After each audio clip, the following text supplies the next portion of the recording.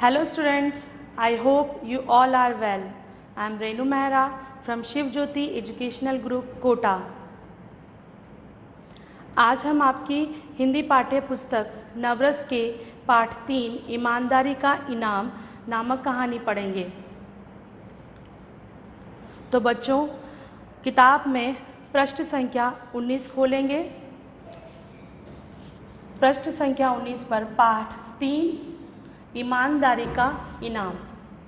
बच्चों, अगर हम कोई काम पूरी ईमानदारी के साथ, बिना किसी चालाकी के, बिना किसी कपट के करते हैं तो उस काम का परिणाम अच्छा मिलता है।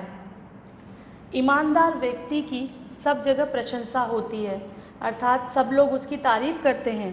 उसे ईमानदारी का अच्छा फल अवश्य मिलता है।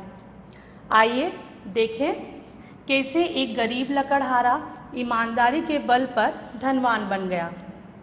किसी गांव में एक लकड़हारा रहता था। लकड़हारा कहाँ रहता था? गांव में। वह बहुत निर्धन था। निर्धन अर्थात गरीब।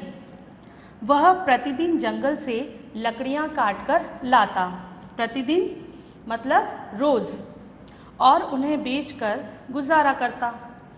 एक दिन वह नदी किनारे लकड़ियाँ काटने गया। आज खूब सारी लकड़ियाँ काटकर ढेर सारे रुपए कमाऊंगा। अचानक लकड़हारे की कुल्हाड़ी नदी में गिर गई। लकड़हारे की कुल्हाड़ी कहाँ गिर गई? नदी में गिर गई। ओह, मेरी कुल्हाड़ी!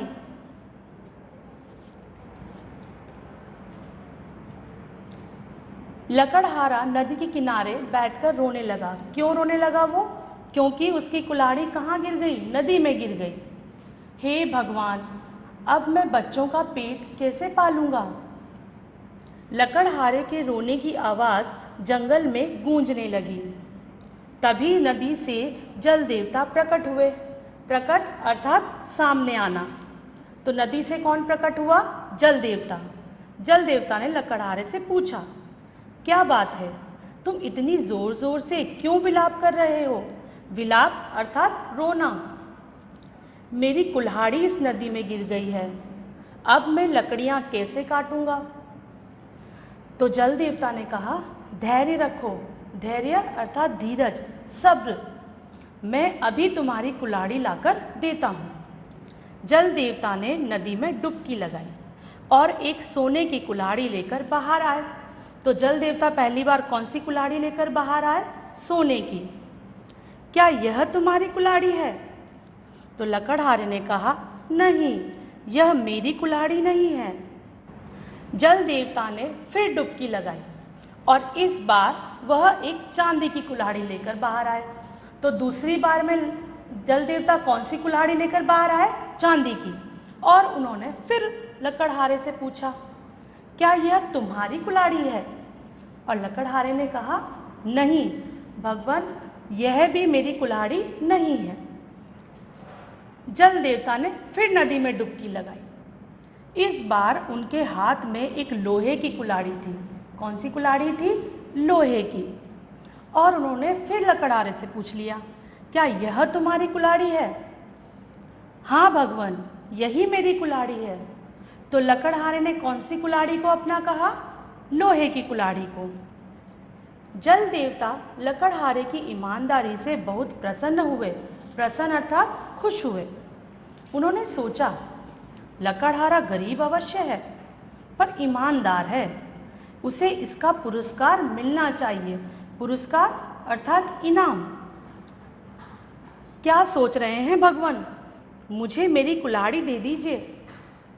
जल देवता ने कहा, तुम बहुत ईमानदार हो। तुम सोने और चांदी की कुल्हाड़ी को अपनी कह सकते थे, पर तुमने ऐसा नहीं किया।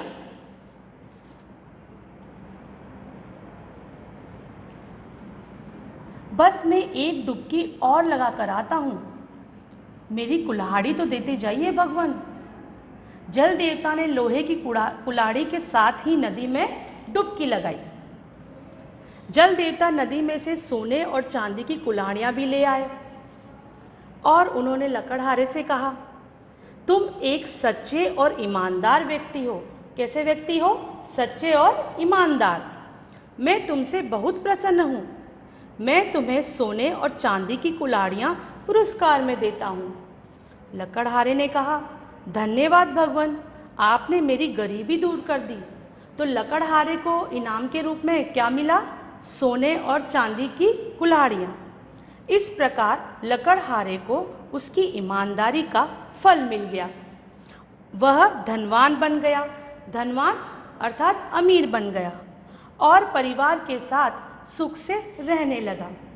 तो बच्चों, इस पाठ से हमें यह शिक्षा मिलती है कि हमें हमेशा ईमानदार बने रहना चाहिए, क्योंकि ईमानदारी ही सर्वोत्तम नीति होती है।